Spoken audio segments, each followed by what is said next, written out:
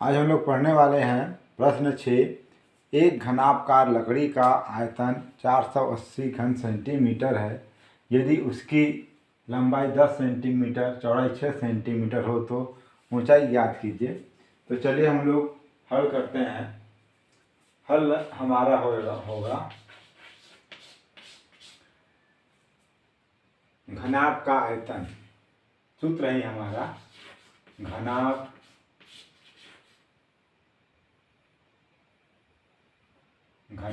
का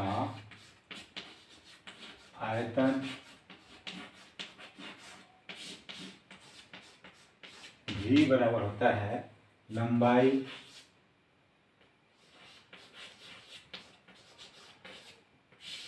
गुणित चौड़ाई गुणित ऊंचाई।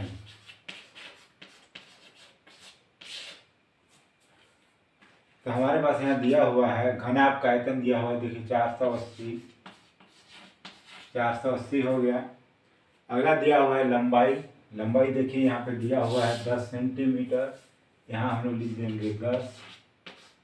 चौड़ाई दिया हुआ है 6 सेंटीमीटर, यहाँ लिख देंगे 6।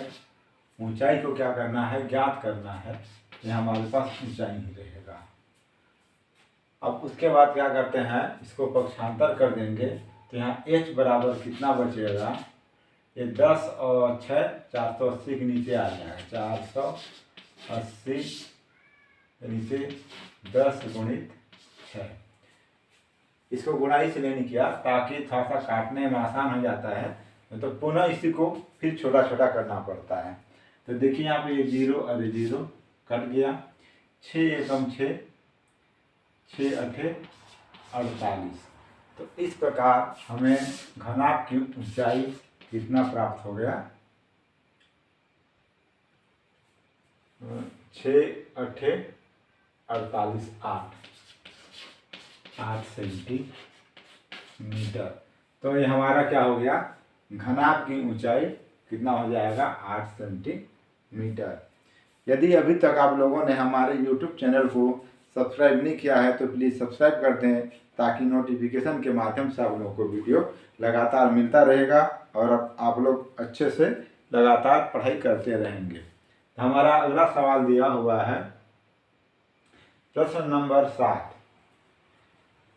एक घनाभकार टुकड़े की एक भुजा, यहाँ दिया हुआ है 25 सेंटीमीटर, उसमें 5 सेंटीमीटर के कितने घनाभकार टुकड़े काटे जा सकते हैं। तो यहाँ लिख सकते हैं घन की भुजा, मतलब एक घन की भुजा हल एक घन की भुजा, एक घन की भुजा दिया हुआ है 25 सेंटीमीटर। एक घन की भुजा दिया हुआ है 25 सेंटीमीटर, तो घन का आयतन हो जाएगा, घन का आयतन बराबर कितना हो जाएगा,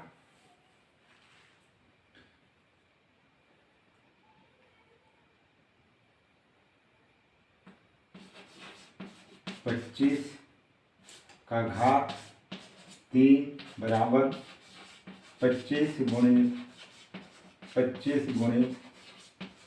25। इसका हम लोग गुणा नहीं करते हैं, ऐसे ही रहेगा। इसको मान लेंगे हम लोग समीकरण 1। मतलब एक घनाभकार की भुजा है 25 सेंटीमीटर, तो उसका आयतन हो जाएगा 25 का घात 3, मतलब घन का आयतन होता है v का घात 3, भुजा का घात 3। तो यहाँ दिया हुआ है भुजा 25 दिया हुआ है, इसलिए घात 3 लिख देंगे। अब उसी प्रकार दिया हुआ है 5 सेंटीमीटर लंबाई के कितने टुकड़े काटे जा सकते हैं। तो दूसरे घन का आयतन निकाल देते हैं, छोटे घन का आयतन, ये बड़े घन का था, तो लिख देते हैं छोटे घन का आयतन छोटे घन का आयतन कितना हो जाएगा, 5 का घात 3। तो इसको हम लोग लिख देंगे 5 गुणित 5 गुणित 5 बराबर हो जाएगा, ये समीकरण हमारा मान सकते हैं 2। अब उसमें हमको क्या करना है, बड़े भुजा से छोटे भुजा के कितने घन काटे जा सकते हैं। तो 5 सेंटीमीटर लंबाई के कितने घन आप टुकड़े काटे जा सकते हैं। तो कैसे करेंगे, 5 सेंटीमीटर के कितने घन आपके टुकड़े काटे जा सकते हैं, तो उसको निकालते हैं। चलिए, तो उसके लिए हम लोग क्या करेंगे, जो हमारा प्रश्न दिया हुआ है, मतलब घनाभ के टुकड़ों की संख्या, तो लिख देते हैं यहाँ पे, घन के टुकड़े की संख्या। कैसे निकालेंगे हम लोग, जो बड़े घन का है उसमें छोटे घन से क्या कर देंगे, भाग कर देंगे। क्या लिख सकते हैं, बड़े घन, एक घन की भुजा, मतलब एक घन को यहाँ पर लिख देंगे, मतलब बड़े घन, बड़े घन की भुजा और छोटे घन की भुजा। तो बड़े घन की भुजा बटे छोटे घन की भुजा, बड़े घन की भुजा बटे छोटे घन की भुजा। तो बड़े घन की भुजा कितना दिया हुआ है, 25 गुणित 25 गुणित 25। क्या लिख देंगे हम लोग, 25 गुणित 25 गुणित 25। और यहाँ छोटे घन की भुजा हो जाएगा, यहाँ दिया हुआ है 5 गुणित 5 गुणित 5 गुणित 5। यहाँ पे हमको काटना था, इसीलिए यहाँ पे गुणा नहीं किए, या तो गुणा करके लिखते तो था सा, यहाँ पे काटने में आसानी नहीं जाता, परेशानी होता है, इसे आराम से काट सकते हैं।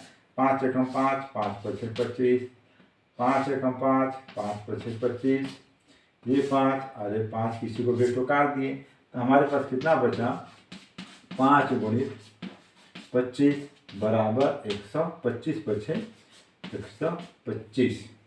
तो हम लोग ये बोल सकते हैं कि 25 घन सेंटीमीटर के बड़े घन से 5 सेंटीमीटर घन वाले हम लोग 125 भुजा काट सकते हैं। मतलब कुल भुजों की संख्या कितना हो जाएगा, 125। यहाँ पे दिया हुआ है कितने हो जाए, टुकड़े यहाँ लिखते हैं हम लोग, टुकड़े 125 टुकड़े।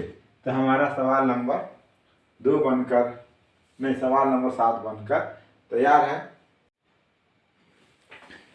प्रश्न नंबर 8 है, एक कमरे की लंबाई, चौड़ाई और ऊंचाई क्रमशः 5 मीटर, 4.5 मीटर, 3 मीटर है। इसमें हवा भरा हुआ है। तो कमरे का आयतन ज्ञात कीजिए। तो हल हो जाएगा, कमरे का आयतन, कमरे का आयतन, कमरे का आयतन क्या है, हम लोग जानते हैं, आयतन बराबर क्या होता है, लंबाई गुणित चौड़ाई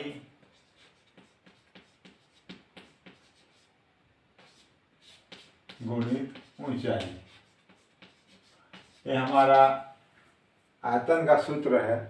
अब इस मान में हम लोग जो सूत्र दिया हुआ है, लंबाई चौड़ाई ऊंचाई, ये लंबाई चौड़ाई ऊंचाई इसको रख देंगे तो कितना हो जाएगा, 5, 4.5, ऊंचाई दिया हुआ है 3, ये है 5, 4.5 और 3.5। इस प्रकार जो सूत्र दिया रहे, सूत्र को लिखकर प्रश्न में दिए गए मान को आप लोग लिख लेंगे। और लिखने के बाद क्या करना है, आपस में गुणा कर देना है। तो गुणा कर देते हैं, एक बार में 2 ठो करते हैं तो 5 बच जाएगा। तो 5 का 5 लिख देंगे। तो गुणा करते रहे तो कितना हो जाएगा, 3 × 6 = 15, 15 का हो जाएगा 5, हासिल बच गया 1 और 3 चौको 12, 12 और 1 कितना आ जाएगा अपने पास 13। इसको लिख दिए 13। एक अंक के बाद दशमलव है तो हम एक अंक के बाद दशमलव डाल देंगे। पुनः हम लोग गुणा कर देते हैं 5 से, तो कितना हो जाएगा, इसको पलट लेंगे थोड़ा सा, 13.5 × 5 ऐसा भी लिख सकते हैं, या डायरेक्ट इसको गुणा कर देते हैं। 5 × 5 = 25, 25 का कितना आ जाएगा 5, फिर 5 तिया 15, जैसे 25 था 5 लिख दिए, फिर 5 तिया 15 और 2 कितना आ जाएगा 17, 17 का 7 को लिख देंगे, 7 लिख दिए, हासिल बचा 1 और 5 एकम 5 और 1 कितना हो जाएगा 6। एक अंक के बाद दशमलव है, इसलिए हम लोग यहाँ पे क्या डाल देंगे, दशमलव डाल देंगे। तो इस प्रकार हमारा सवाल नंबर 8 में क्या आ गया है, कमरे का आयतन कितना प्राप्त हो चुका है 67.5 घन मीटर। क्योंकि आयतन का मात्रक होता है घन मीटर और सभी में दिया हुआ है मीटर मीटर, इसलिए हम लोग यहाँ क्या लिख देंगे घन मीटर, या इसको लिख सकते हैं मीटर का घात 3 भी लिख सकते हैं। ये हमारा सवाल नंबर 4 का उत्तर है।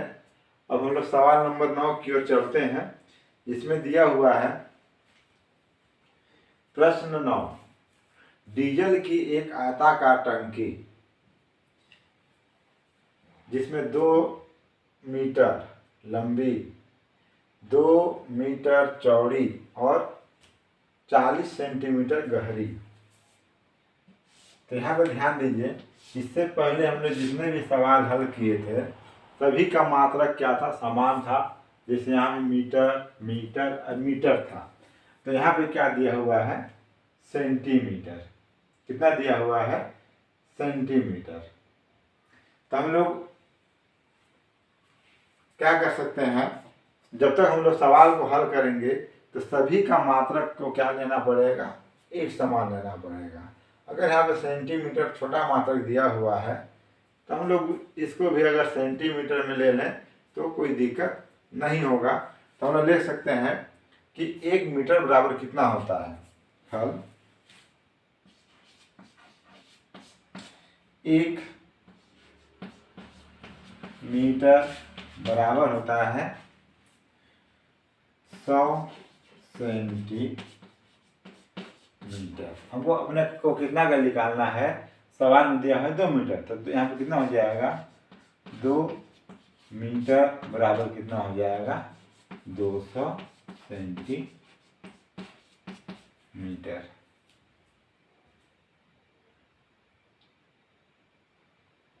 कितना हो जाएगा 200 सेंटीमीटर। थोड़ा सा इसको आप लोग समझने का प्रयास कीजिएगा, बहुत ही आसान दिया हुआ है, कोई दिक्कत नहीं आएगा।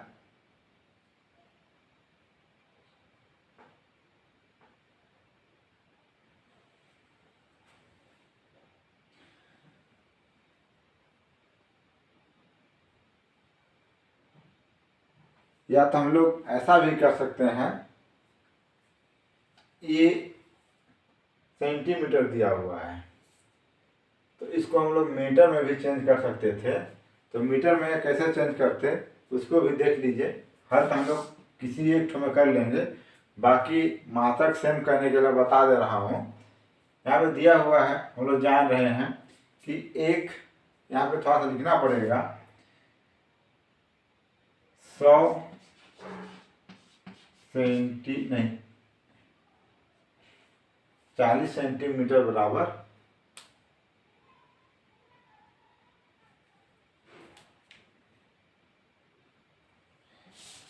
100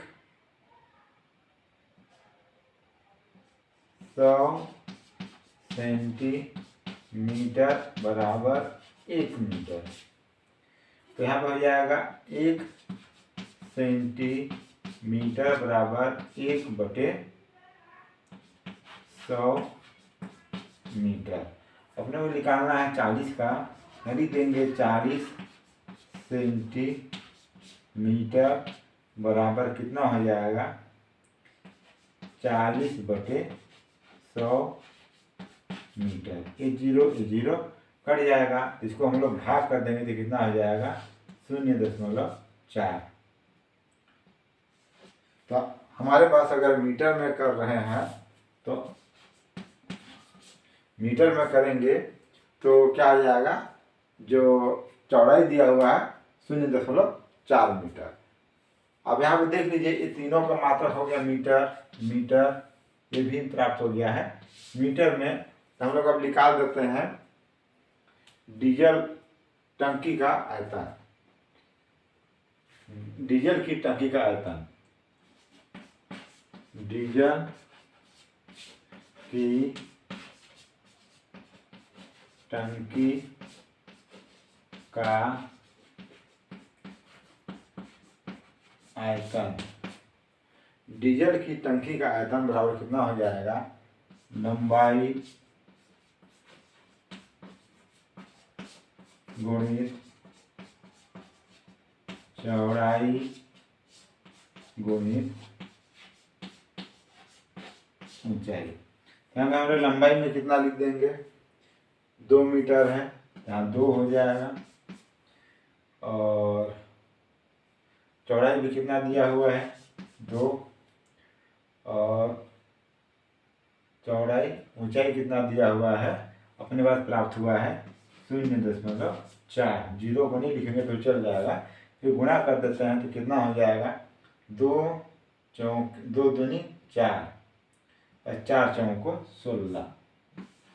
तो 1 अंक के बाद दशमलव, इसमें आप क्या डाल देंगे 1 अंक के बाद दशमलव डाल देंगे तो उत्तर आ जाएगा 1.6। अब मात्रा दिया हुआ है मीटर में, इसलिए हम लोग क्या लिख देंगे घन मीटर। ये हमारा क्या हो जाएगा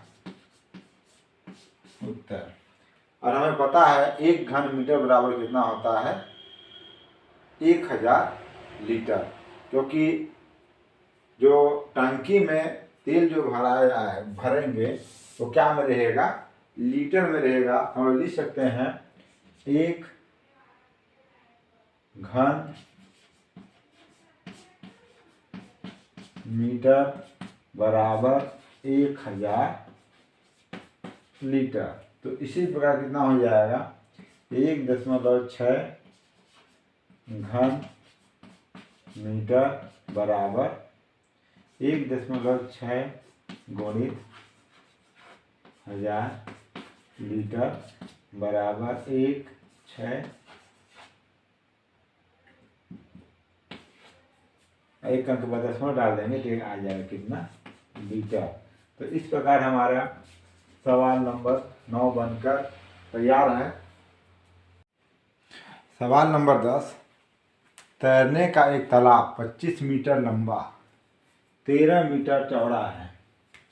25 मीटर लंबा 13 मीटर चौड़ा है, इसमें 325 घन मीटर पानी छोड़ा गया है। इसमें पानी कितना ऊंचा चढ़ जाएगा, मतलब ये क्या है पानी का आयतन है। ये तालाब में क्या है पानी का आयतन है। तो आप लिख सकते हैं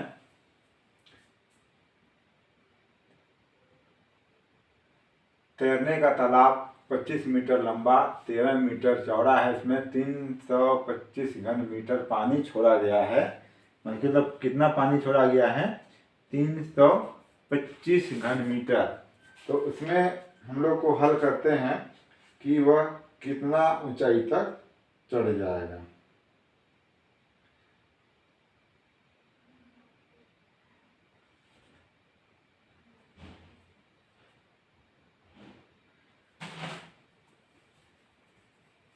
तो क्या है ये तैरने मतलब तालाब का आयतन निकालेंगे। इसमें तालाब का आयतन, तालाब का आयतन है क्या हो जाएगा यहाँ पे लंबाई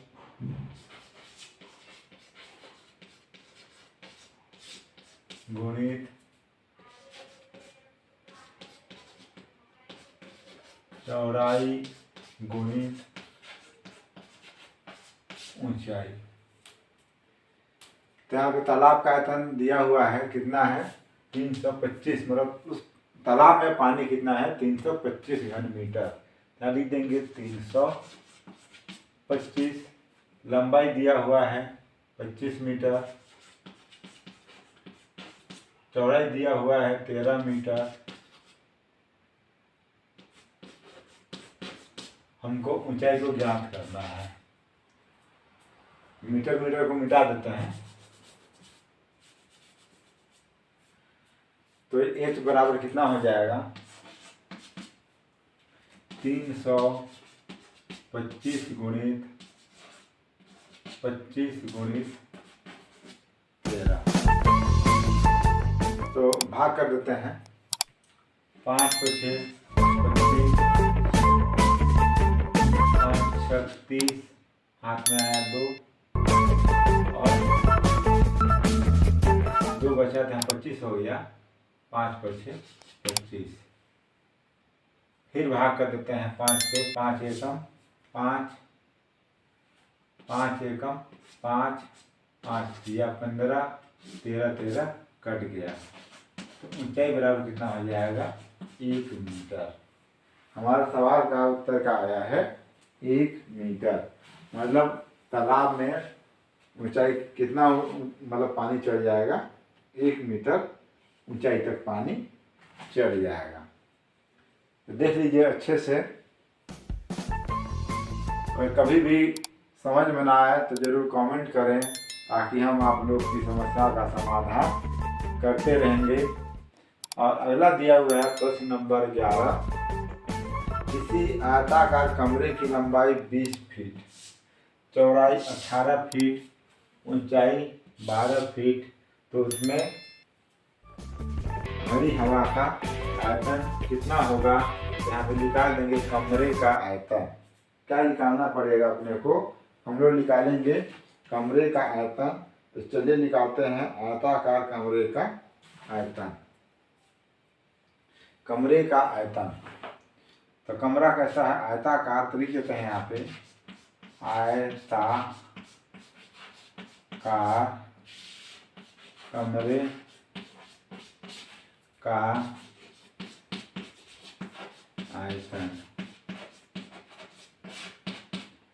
आयताकार कमरे का आयतन तो कितना हो जाएगा,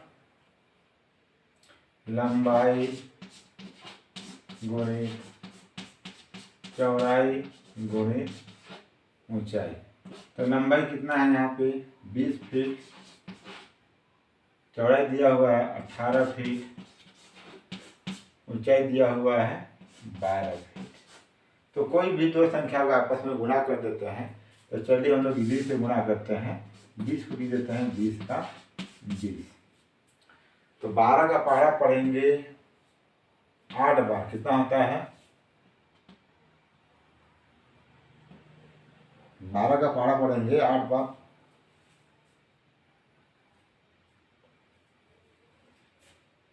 कितना हो जाएगा 12 8 96। तो 96 का लिख देंगे 6 को, हाथ में आ जाएगा 9, फिर 12 एकम 12, 12 एकम 12, 12 और 9 को जोड़ देंगे कितना हो जाएगा 21। तो हम लिख देंगे यहाँ पे 21 216। अब पुनः इसको गुणा कर देंगे तो हो जाएगा कितना 6 दूनी 12, 2 एकम 2 और एक यहाँ कितना हो जाएगा 3, 2 दूनी 4, अरे शून्य था ये, शून्य लिख दिए। तो इस प्रकार आयताकार कमरे का आयतन कितना हो जाएगा 4320 मात्रक दिया हुआ घन फीट, इसलिए हम लोग क्या लिख देंगे घन फीट। मतलब कमरे को हम लोग क्या में नापे हैं फीट में, तो इसलिए कितना हो जाएगा आयताकार कमरे का आयतन 4320 घन फीट। सवाल नंबर 12। एक घनाभकार पासे का किनारा 1.2 सेंटीमीटर है, उसका आयतन ज्ञात कीजिए। मतलब घनाभकार पासे का किनारा 1.2 सेंटीमीटर है तो उसका आयतन ज्ञात कीजिए। लिख सकते हैं घन का आयतन, घनाभ का आयतन, घनाभ का आयतन बराबर क्या होता है, a का घात 3। मतलब एक भुजा दिया हुआ, एक भुजा a का घात 3, हम एक जगह लिख देंगे 1.2 का घात 3 बराबर 1.2 गुणित 1.2 गुणित 1.2। अब इसमें 2 को गुणा कर देते हैं किसी को भी, तो कितना हो जाएगा 1.2 गुणित 12 को गुणा करेंगे तो 144 आ जाएगा। और गिन लेंगे 1 1 2, तो 2 अंक के बाद दशमलव डाल देंगे, तो हमारे पास कितना आ जाएगा 1.44। पुनः उसको फिर गुणा कर देते हैं 12 से, तो 12 चौको कितना हो जाएगा, ये 48 है, तो 48 का फिर 8 लिख देंगे, फिर 12 चौको 48 हो जाएगा, 48 और 4 कितना हो जाएगा 52, 52 का फिर 2 को लिख देंगे, शेष बच जाएगा 5। अब 12 एकम 12, 12 और 5 कितना हो गया 17। देखिए गुणा आपके पास एकदम स्पष्ट लिखा हुआ है, क्या लिख देंगे 17। तो दशमलव लगा देंगे, 1 अंक 2 अंक 3 अंक, तो गिन लेंगे राइट साइड से 1 2 3, 3 अंक के बाद दशमलव लगा देंगे, तो इसका उत्तर कितना हो जाएगा घन सेंटीमीटर, घन सेंटीमीटर। तो ये हमारा क्या है,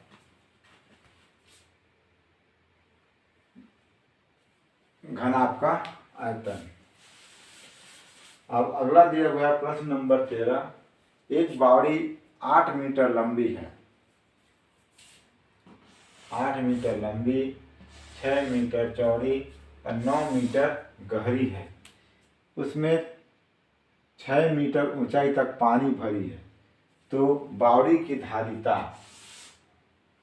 और भरे पानी का आयतन ज्ञात करना है। तो हम लोग पहले निकाल देते हैं, यहाँ पे दिया हुआ है, अलग अलग दिया हुआ है, मतलब ये 8 मीटर लंबी है, 6 मीटर चौड़ी है, जैसे कि 8 मीटर लंबा,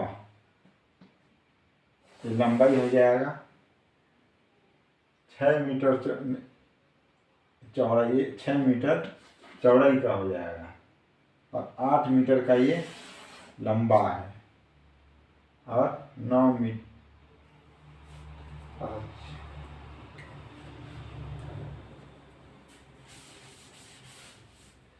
जो घनाभ दिया हुआ है उसमें क्या है 8 मीटर लंबी, 6 मीटर चौड़ी,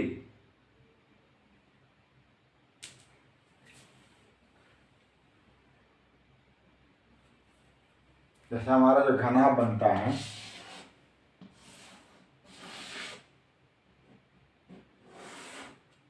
इस प्रकार होगा।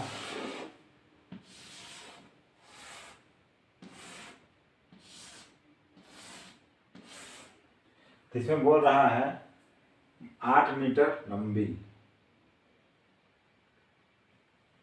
ये 8 मीटर हो जाएगा, उसके बाद 6 मीटर चौड़ाई, ये जो ये भाग है ये 6 मीटर का हो जाएगा, और 9 मीटर गहरी,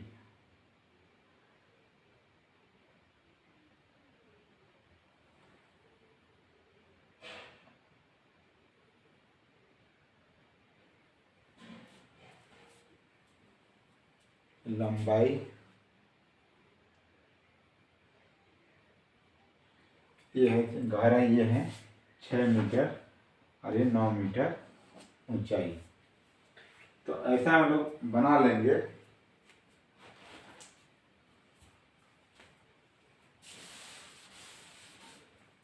तो फिर इसमें लिख दे सकते हैं बावड़ी की धारिता या बावड़ी का आयतन, बावड़ी का आयतन, बावड़ी का आयतन बराबर कितना हो जाएगा लंबाई गुणित चौड़ाई गुणित ऊंचाई।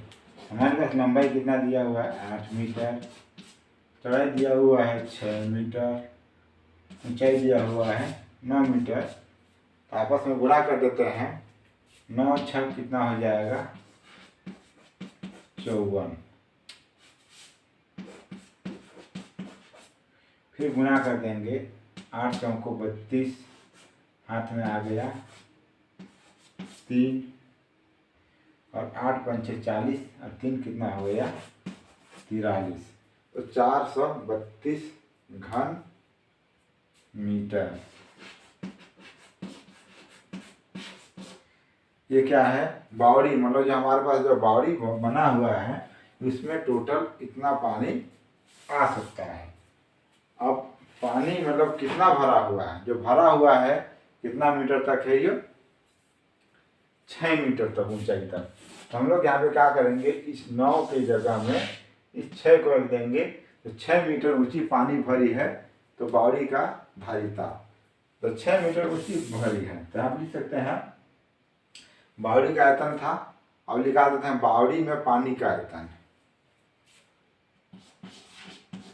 बावड़ी में पानी का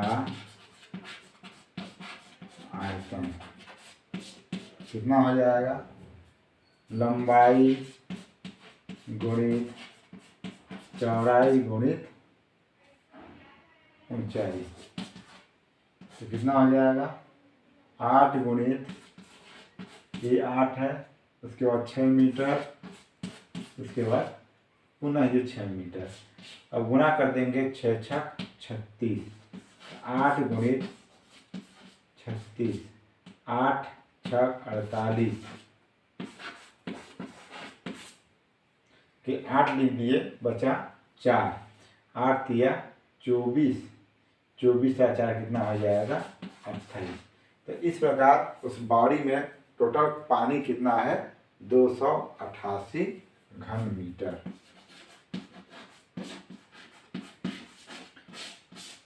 ये हमारा दोनों प्रश्न नंबर 13 का आंसर है।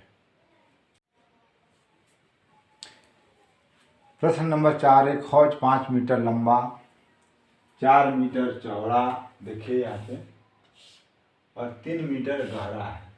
तो हौज की धारिता ज्ञात कीजिए। यदि हौज में पानी भरा हो तो पानी का आयतन कितना होगा। तो यहाँ पे निकाल लेते हैं हौज की धारिता, मतलब हौज का आयतन। हल हौज का आयतन, हौज का आयतन कितना हो जाएगा, लंबाई गुणित चौड़ाई गुणित ऊंचाई। लंबाई दिया हुआ है 5 मीटर, चौड़ाई दिया हुआ है 4 मीटर, ऊंचाई दिया हुआ है 3 मीटर। तो गुणा कर देते हैं, 4 तिया 12, 12 पंचे 60 घन मीटर। तो हमारा क्या हो गया, हौज की धारिता प्राप्त हो चुका है। अब निकालना है पानी का आयतन। तो 1 घन मीटर है, हम लोग जानते हैं 1 घन मीटर बराबर 1000 लीटर। मतलब 1 घन मीटर बराबर कितना होता है 1000 लीटर। अब हम लोग निकाल देंगे कितना का 60 घन मीटर का। तो 60 घन मीटर का निकाल देंगे,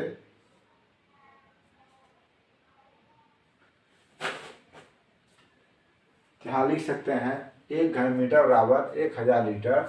तो 60 घन मीटर बराबर कितना हो जाएगा, 60 गुणित 1000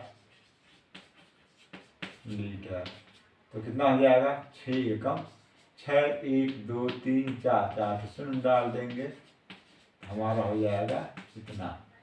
तो हौज में कितना पानी आएगा, मतलब 60,000 लीटर पानी आ जाएगा हौज में। तो ये हमारा सवाल 14 बनकर कंप्लीट है। ये है हौज की धारिता और ये क्या है, पानी का आयतन। अगला दिया हुआ है एक ईंट की लंबाई। जैसे हम लोग आप लोग ईंट देखे होंगे, लंबाई दिया हुआ है 20 सेंटीमीटर। जैसे ईंट का लंबाई है 20 सेंटीमीटर का और चौड़ाई दिया हुआ है 10 सेंटीमीटर, ऊंचाई दिया हुआ है 6 सेंटीमीटर। तो आप लिख सकते हैं ईंट का आयतन। उत्तर ईंट का आयतन बराबर कितना हो जाएगा, ईंट का आयतन बराबर लंबाई गुणित चौड़ाई गुणित ऊंचाई। लंबाई 20, चौड़ाई 10, ऊंचाई दिया हुआ है 20, 10 और 6। गुणा कर देते हैं तो 2 एकम 2 60 हो जाएगा।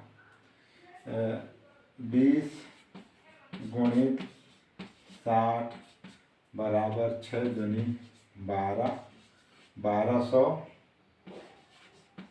घन सेंटीमीटर। तो ईंट का क्षेत्रफल या आयतन कितना है एक ईंट का, 1200 घन सेंटीमीटर। अब हमको क्या करना है, 60 मीटर लंबा, 25 मीटर चौड़ा और 2 मीटर ऊंचा दीवार बनाना है। तो दीवार बनाने में कितना ईंट लगेगा, तो यहाँ पे ये दिया हुआ है एक ईंट का आयतन इतना है। तो हम लोग ये दिया हुआ है सेंटीमीटर में और ये दिया हुआ है मीटर में। तो हम लोग ये मीटर में दिया हुआ है उसको सेंटीमीटर में बदल लेते हैं। तो कैसे बदलेंगे, हम लोग जानते हैं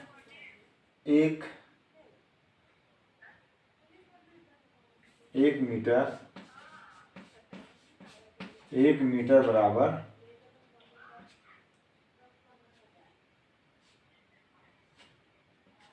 बराबर 100 सेंटीमीटर।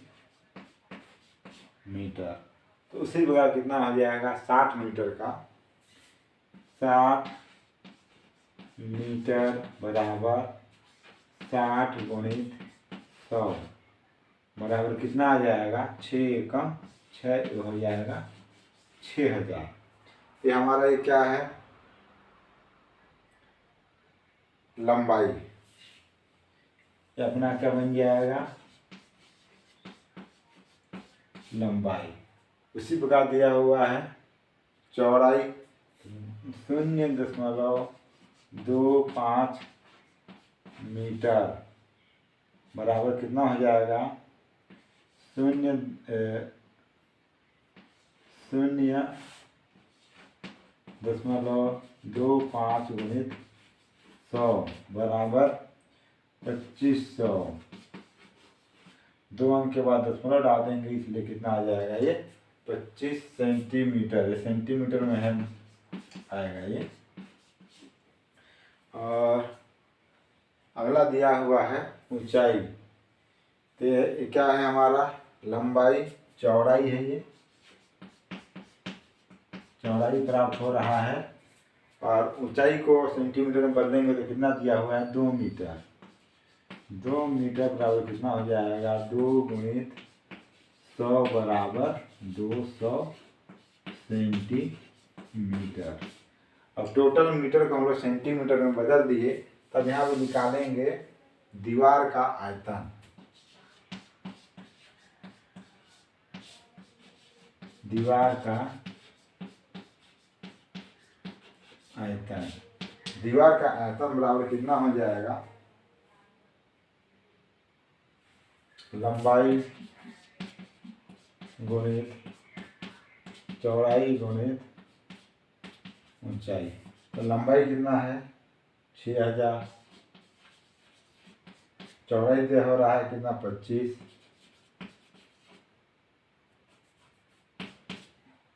और ऊंचाई हो रहा है 200। तो इसको हम लोग गुणा कर देते हैं तो कितना हो जाएगा, ये दोनों का आपस में गुणा करेंगे तो कितना हो जाएगा, 6000 का 6000 ही रह जाएगा, 25 दूनी 50 और 2 जीरो, इतना हो जाएगा। अब यहाँ पे ये दोनों को गुणा करेंगे अंक में, 5 छक 30, इसके बाद 1 2 3 4 5 6, 6 जुड़ा दें, 1 2 3 4 5 6, मतलब हमारे दीवार का आयतन हो गया घन सेंटीमीटर,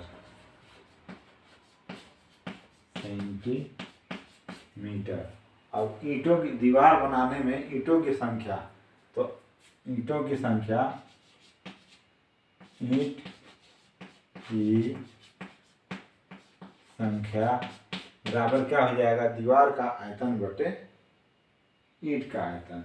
लिख सकते हैं दीवार का आयतन, दीवार का आयतन बराबर ईंट का आयतन, ईंट का आयतन। तो दीवार का आयतन कितना हो गया है, 1 6 0 1 2 3 4 5 6, ईंट का आयतन कितना है 1200, ये 2 जीरो, ये 2 जीरो कट गया। अब काट देते हैं ऊपर से, 12 एकम 12, 12 दूनी 24, हाथ में बच गया 30 में 24 घटा देंगे कितना बच जाएगा 6, यहाँ हो जाएगा 60, फिर 12 पंचे 60, 1 2 3,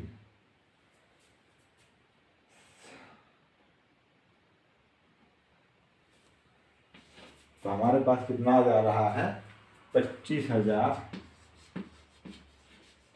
ईंट, मतलब उस दीवार को बनाने में कितना ईंटा लग जाएगा, टोटल 25,000 ईंट लगेंगे।